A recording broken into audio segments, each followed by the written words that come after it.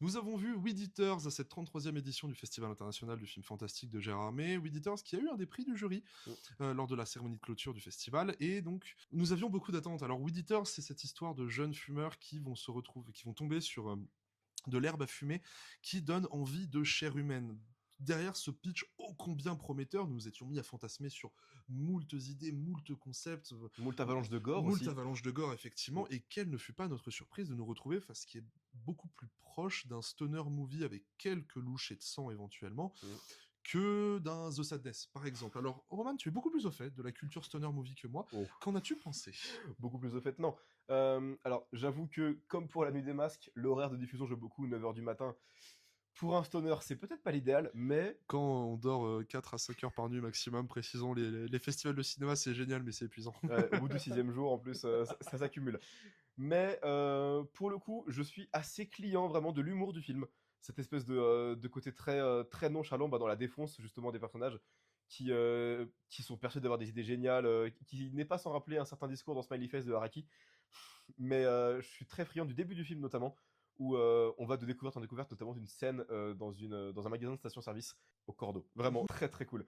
Mais je trouve que le film se répète énormément passé sa première moitié. Le concept finit par s'essouffler.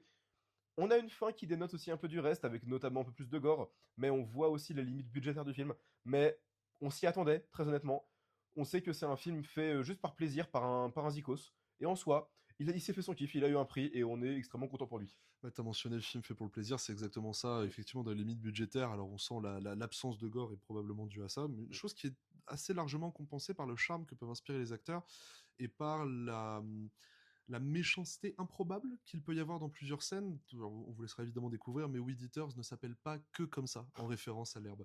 Une autre chose qui me marque dans le film, c'est le tempo du film qui a l'air d'être constamment à contretemps, mais pas forcément de façon négative. On pourrait penser que le film ne sait pas quand il doit faire rire ou pas. Au contraire, il en a bien conscience, mais j'ai l'impression qu'il joue sur l'aspect éthéré, la vision éthérée de ces personnages pour aller dans des gags parfois assez improbables, parfois paradoxalement méchants, paradoxalement efficaces, avant d'enchaîner tout de suite sur une situation qui sera beaucoup plus improbable et burlesque. Personnellement, c'est un film que j'ai beaucoup apprécié, qui dégage une sympathie toute naturelle, qu'on est aussi très Mm. content de voir en salle, dans une salle qui réagit beaucoup, puisque je pense que sorti de ce contexte-là, peut-être que le film n'aurait pas le même impact. The Weed Eaters, c'était à Gérard May, c'était très chouette, on l'a peut-être vu un peu tôt pour un stoner movie, mais nous retiendrons plusieurs scènes, et évidemment on vous encourage à le voir si vous en avez l'occasion.